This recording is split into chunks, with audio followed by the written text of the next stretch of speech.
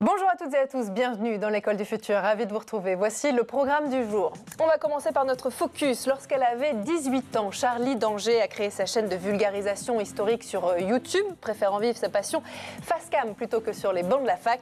Presque 10 ans plus tard, ses vidéos sont désormais suivies par près d'1 million d'abonnés. On découvre son portrait dans un instant. Et puis elle a une idée derrière la tech. Alexandra De Villers est avec nous aujourd'hui. Bonjour Alexandra. Bonjour Philippine. Ravie de vous retrouver. Quel va être l'objet de votre chronique? J'ai une petite idée vu la date, mais dites-moi. L'ouverture de Parcoursup. Bon, génial, on voit ça dans un instant. Et justement, vous l'aurez compris, c'est le thème de l'émission d'aujourd'hui, orientation scolaire, Parcoursup, avenir professionnel aussi. Voilà des mots qui, à cette période de l'année, résonnent dans presque toutes les familles de France. Et pourtant, choisir sa voie reste bien sûr un casse-tête pour de nombreux jeunes. Alors, comment les aider à y voir un petit peu plus clair? Comment aussi leur donner envie d'explorer certains métiers et de se projeter, surtout dans le monde du travail? Mon invité a peut-être trouvé la solution. Avec sa plateforme, il a décidé de dépoussiérer l'orientation professionnelle. Corentin Bouffard, vous êtes en duplex avec nous aujourd'hui. Bonjour, soyez le bienvenu. Bonjour. Vous êtes le cofondateur de cette plateforme donc, qui s'appelle Willby. On en parle dans un instant, juste après le focus. Élevée dans un monde où l'histoire a une place absolument prédominante, elle se devait, en tout cas c'est ce qu'elle pensait, de partager sa passion aux autres. Charlie d'Angers est une youtubeuse spécialisée dans l'histoire et l'archéologie qui s'approche grandement du million d'abonnés. Alors focus aujourd'hui sur celle qui se fait appeler sur YouTube les revues du monde par Jean Martineau. Fille de parents antiquaires, retracer l'histoire des objets ou des événements a toujours été une évidence pour Charlie. D'abord lancée dans des études d'histoire de l'art, Charlie d'Angers a rapidement bifurqué vers ce qu'elle connaît le mieux, les réseaux sociaux. Elle lance sa chaîne YouTube en 2014 sous le nom de Les Revues du Monde, qu'elle coordonne alors avec ses études. Comme l'a très bien dit Hegel, la conscience de soi ne parvient à la satisfaction que dans une autre conscience de soi. En d'autres termes, vous aurez beau sauver l'humanité à 5 reprises, si personne n'est au courant à part vous, eh bien il y a de très fortes chances pour que votre euphorie ait un très léger goût de frustration. Le besoin d'être reconnu pour ses actes ou pour sa morale est intimement lié avec notre quête d'identité et d'estime de soi, donc c'est un besoin naturel. Les souverains ont de tout temps passé des années à essayer de marquer les esprits, afin de ne pas tomber dans l'oubli, avec des constructions comme par exemple la Grande Pyramide de Khéops, ou des actions comme les conquêtes ou une opinion publique favorable. Elle qui a toujours appris l'histoire de manière ludique, sa chaîne YouTube se devait, comme elle le dit, d'être fun tout en gardant une dimension universitaire. Chacune de ses vidéos est vérifiée par des historiens et des archéologues afin que les informations ne soient pas erronées. Elle a pu, par ce biais, tourner 2 vidéos en collaboration avec le musée du Louvre, pouvant mêler histoire, humour et preuves historiques. Commencez par fendre le flanc de votre corps à l'aide de votre pierre éthiopienne bien aiguisée, réalisée à partir d'obsidienne, et sortez les intestins de l'abdomen. Cette ouverture de l'abdomen, qu'on appelle l'aparotomie, a vraiment évolué au fil des époques. Au début des procédés de momification, cette ouverture était réalisée verticalement sur le côté gauche. Et ce choix du côté gauche, il n'est pas anodin, puisqu'il a été lié à une conception religieuse qui voulait que la gauche représente l'Orient, c'est-à-dire la terre des vivants, en opposition à la droite, où le soleil se couche, c'est-à-dire la terre des morts. Mais alors Charlie, qu'est-ce qu'on fait avec ces intestins? 2 options s'offrent à toi. Tu peux les retirer et les placer dans des vases sacrés qu'on appelle vases canopes, ou alors tu peux les replacer à l'intérieur de ton abdomen. Approchant des 1 million d'abonnés, Charlie ne se restreint plus seulement aux revues du monde et s'essaye désormais à de nouveaux contenus. Tantôt conférencière pour les fameux TED Talks sur lesquels elle aborde la beauté, tantôt guide touristique pour présenter à un autre vidéaste la ville de Nantes, et tantôt enquêtrice, cette fois sur sa chaîne YouTube, à travers une vidéo sur laquelle elle essaye de soulever un problème sur une archéologue douteuse épargnée par les médias. Le tombeau perdu de Cléopâtre aurait été retrouvé. Une certaine docteure Martinez a fait une découverte absolument incroyable. Je voulais donc vous faire un épisode sur la figure de Cléopâtre et sur la découverte de son tombeau. Et à mesure qu'on creusait dans le sujet, on s'est rendu compte qu'il y avait un petit problème avec la plupart des articles de presse. En fait, rien ne prouvait que ce tunnel était lié de près ou de loin à Cléopâtre. Et pourtant, l'information revenait tout le temps, dans toute la presse. Et à chaque fois, il n'y avait comme par hasard qu'un seul point commun à tous ces articles, qui revenait lui aussi sans cesse, Kathleen Martinez. Aujourd'hui, Charlie d'Angers a prouvé que l'histoire peut s'apprendre également sur YouTube et a même été cité dans un article du Monde listant 6 chaînes YouTube pour renouveler sa culture historique. Aussi incertain. Allez, autre chose maintenant, choisir son orientation. Bah oui, c'est loin d'être simple. On vous demande de faire un choix déterminant, souvent très tôt d'ailleurs, sans toujours avoir toutes les cartes en main.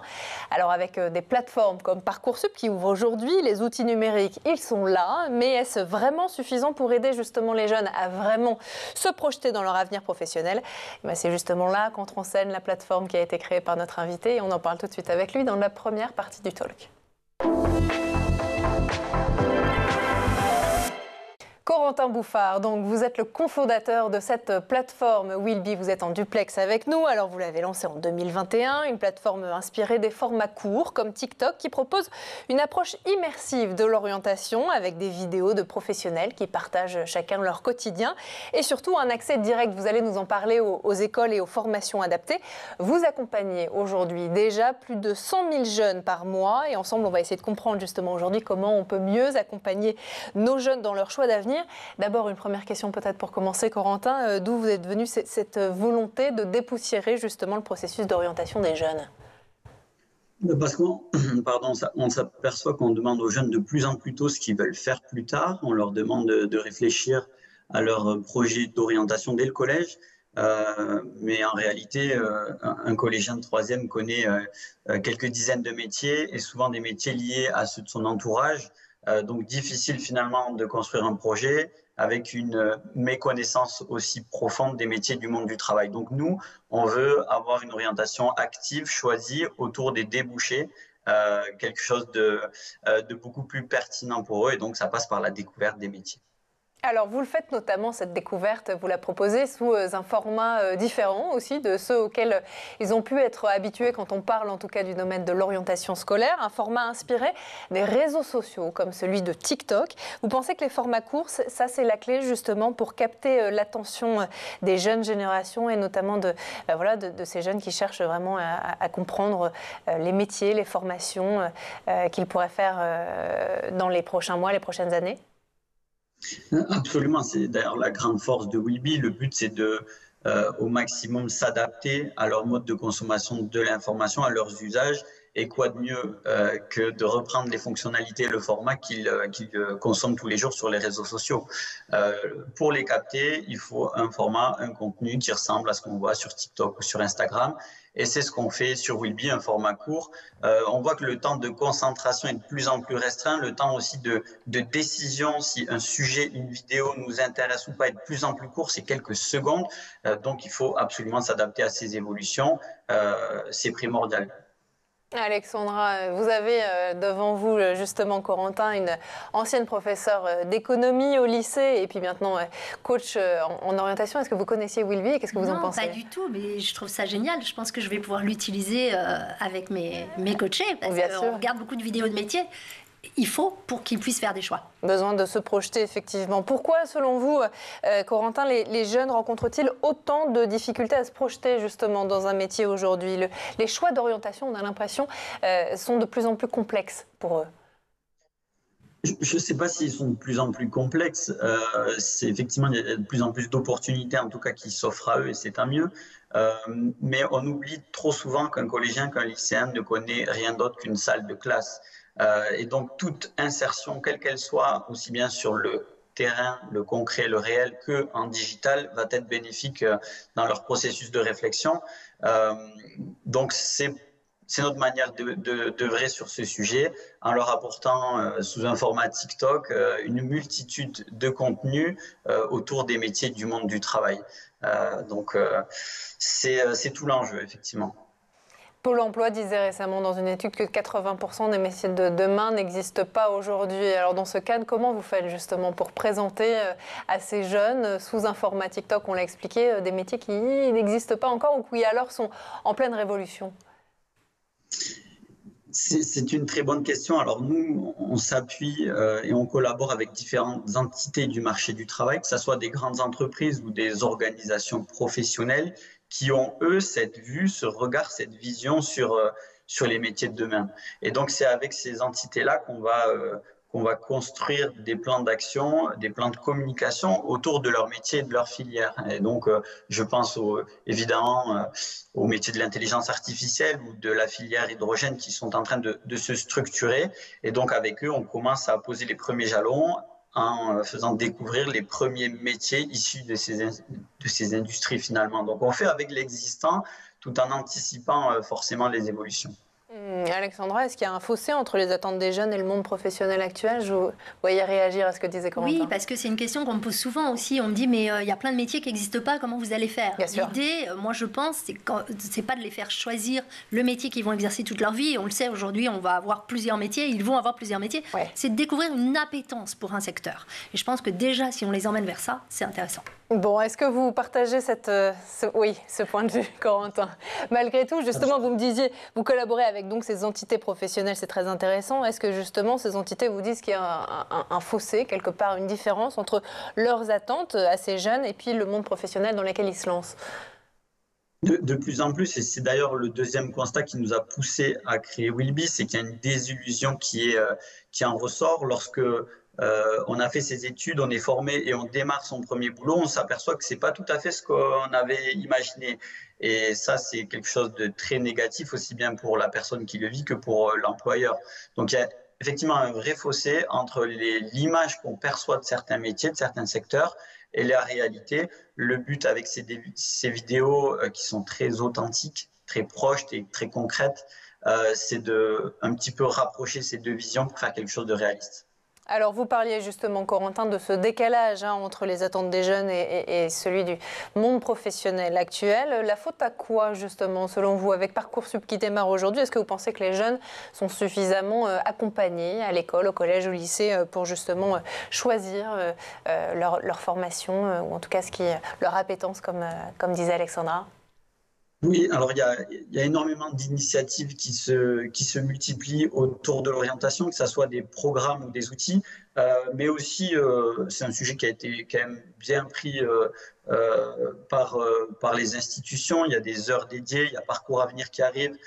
Donc, je trouve que la filière, en tout cas le sujet se structure avec des heures dédiées à ça. Il faut aller plus loin, notamment dans la formation des professionnels qui accompagnent ces jeunes. Et je pense aux professeurs principaux qui sont parfois un petit peu désœuvrés par rapport à cette mission qui leur a été confiée. Et donc, mais je pense qu'on va dans le bon sens, clairement. Vous travaillez justement avec les CPE, avec les écoles, avec les organismes de formation, d'orientation? Tout à fait. Oui, il faut savoir que Willby, initialement, est né à l'issue d'un appel à projet qui s'appelait MOOC et solutions numériques pour l'orientation professionnelle, qui a été piloté par le ministère de l'Éducation nationale. C'est un outil qui a été financé, soutenu par l'État au départ. C'est hyper important, ce qui fait qu'aujourd'hui, on a un outil d'orientation pédagogique avant tout, qui est à la disposition de la communauté éducative. L'outil est totalement gratuit, ils peuvent s'en saisir comme ils le souhaitent. Et ça, c'est important d'être finalement pour nous pris comme une ressource à leur disposition. Et donc, on travaille de plus en plus avec des professeurs, des CPE, des conseillers d'orientation, mais aussi hors scolaire, les missions locales, les écoles de la deuxième chance qui utilisent Willby dans le cadre de leur accompagnement pour apporter quelque chose de ludique et dynamique dans leur accompagnement. On va continuer à en parler, si vous le voulez bien, dans un instant, Corentin. Justement, on va parler aussi du rôle des familles, des parents, justement, dans le choix d'orientation de leurs enfants. On va parler aussi d'un label que vous avez avec le ministère de l'Éducation nationale. D'abord, on fait un petit tour du côté de la planète tech. Images et vidéos, donc, c'est le ZAP et c'est l'œil de Jean Martineau.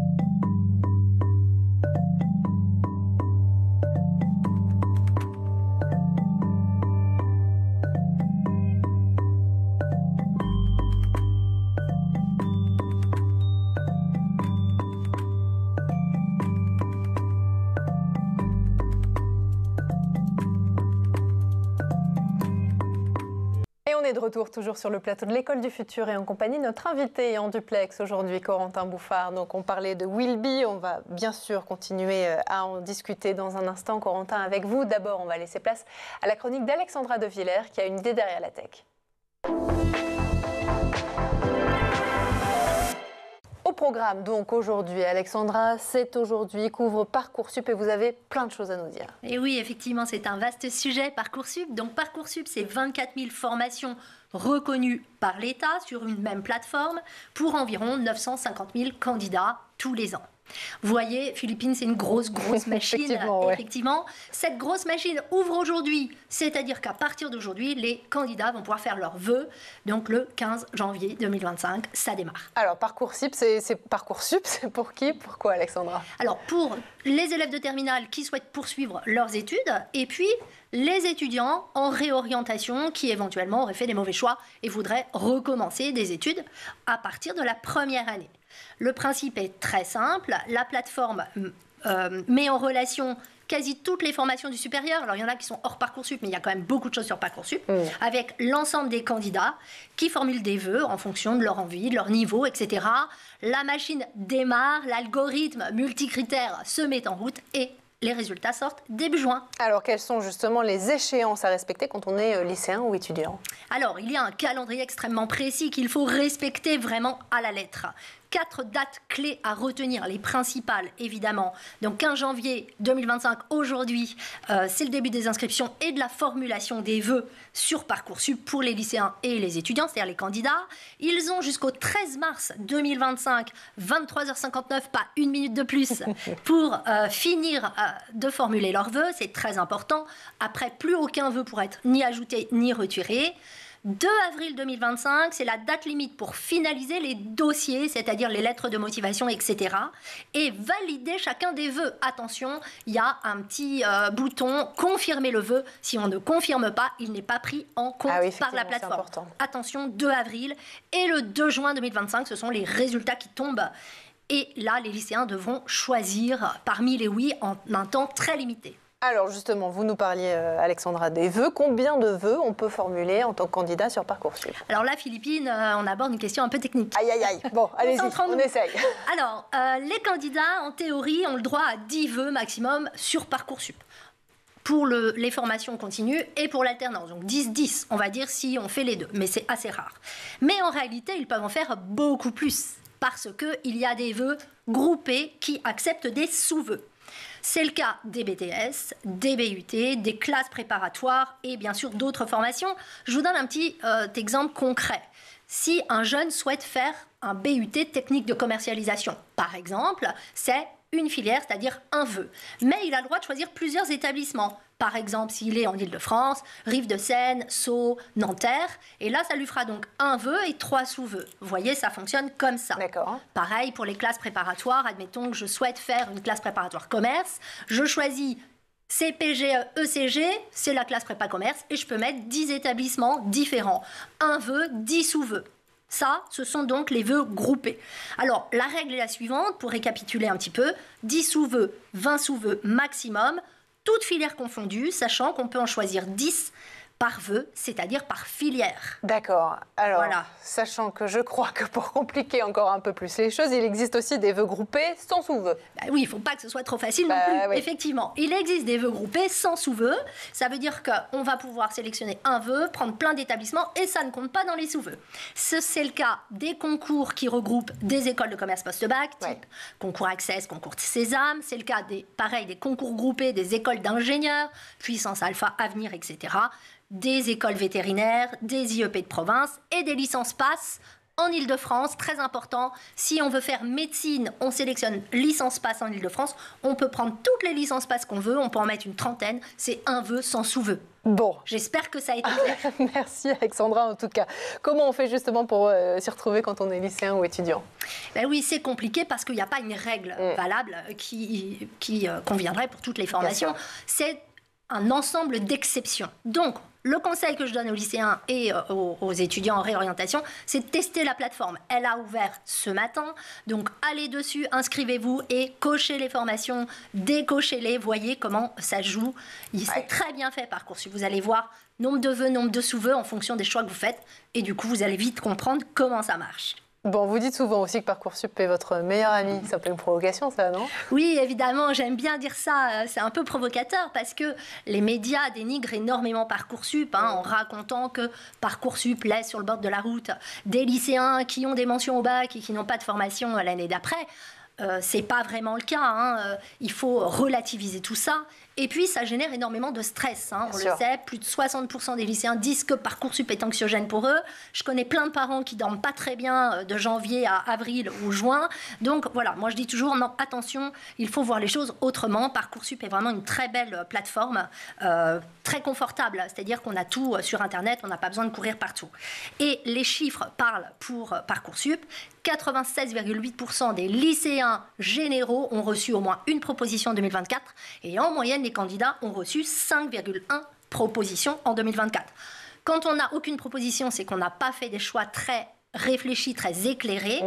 Je dis toujours, il faut viser juste sur Parcoursup, ni trop haut, ni trop bas.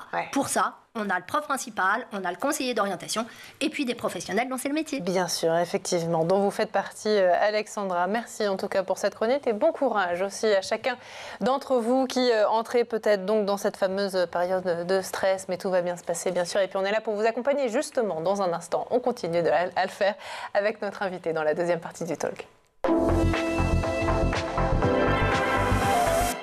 Notre invité donc est toujours en duplex avec nous, Corentin Bouffard. Je rappelle que vous êtes le cofondateur de cette plateforme donc, qui s'appelle Willby. On a parlé avec Alexandra donc, de cette ouverture de Parcoursup qui a été faite ce matin. On pourrait se poser la question après la présentation que vous nous avez faite de certaines des fonctionnalités de votre plateforme en première partie du talk, qu'on pourrait en tant qu'utilisateur, en tant que jeune justement, peut-être poser des questions à certains des professionnels qui se filment en vidéo sur votre plateforme. Est-ce que c'est possible? Est-ce que c'est une fonctionnalité qui devrait arriver dans les prochains mois, les prochaines semaines?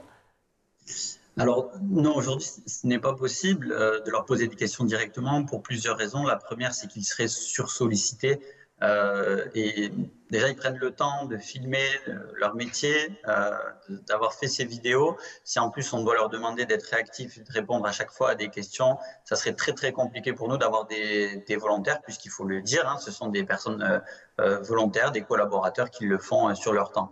Ce que je réponds aussi à ça, c'est qu'il y a d'autres plateformes qui permettent de parler à des professionnels pour avoir des retours d'expérience, des plateformes comme Job IRL ou My Job Classes, qui sont complémentaires à Willby. C'est pour ça que j'ai aucun problème à les citer et on essaie de travailler avec eux en bonne intelligence pour accompagner au mieux les élèves.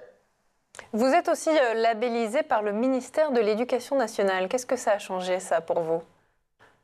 En fait, ça vient de cet appel à projet que j'ai évoqué tout à l'heure, qui nous a permis d'être soutenus, financés par les institutions et effectivement d'avoir une certaine légitimité par rapport à la communauté éducative. Aujourd'hui, c'est un travail qu'on mène, un travail de fond, de faire connaître Willby auprès des professeurs au sein des collèges et des lycées, des conseillers d'orientation et toute personne liée de près ou de loin à ces aspects-là. C'est un sujet sur lequel on travaille au quotidien et qui nous permet d'avancer. On parle effectivement de ces professionnels de l'éducation. Il y en a d'autres qui jouent un rôle important dans le processus d'orientation, de choix de formation des jeunes. C'est les parents, évidemment. Est-ce que vous échangez aussi avec eux? Est-ce que vous voyez aussi dans les faits qu'ils ont un impact plus ou moins concret sur les choix de formation de leurs enfants? Alors, l'impact des parents est indéniable dans ce processus et dans ces choix. Les parents ne sont pas des utilisateurs de Willby, mais plus des prescripteurs en réalité. Et on a une belle communication autour des parents et on collabore avec les fédérations de parents d'élèves pour ça. Les parents sont des prescripteurs. La plateforme, elle est vraiment conçue pour l'utilisation de gens aguerris à des applications comme TikTok et Instagram. Donc, ce n'est pas forcément la cible première en termes d'utilisation, mais les parents sont très, très importants effectivement dans ce processus. Est-ce que vous pensez justement que ce format vidéo que vous utilisez, un format très proche de celui de TikTok, peut remplacer par exemple des méthodes un peu plus traditionnelles d'information sur les métiers de demain aussi, ou les formations qui sont proposées par les écoles, les universités, comme les salons ou les forums de métiers? Est-ce que ça a encore un avenir? On n'a pas pour vocation de remplacer notamment les échanges terrain, vraiment pas.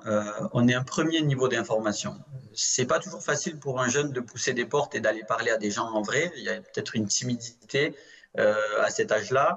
Wilby permet de casser, de briser la glace, de s'intéresser à des sujets, de développer des appétences pour des secteurs et des métiers qui donneront peut-être la motivation, voire le courage pour eux d'aller pousser des portes et d'aller parler à ces gens-là lors de forums, de salons ou autres visites. Donc, pour moi, c'est vraiment complémentaire. On se base, en revanche, on est plus en amont de ces actions-là. Est-ce que cette complémentarité, Alexandra, vous l'entendez aussi, vous la partagez? Est-ce que justement les salons d'orientation, les forums de métiers, c'est encore un avenir aujourd'hui quand vous voyez des solutions comme Wilby?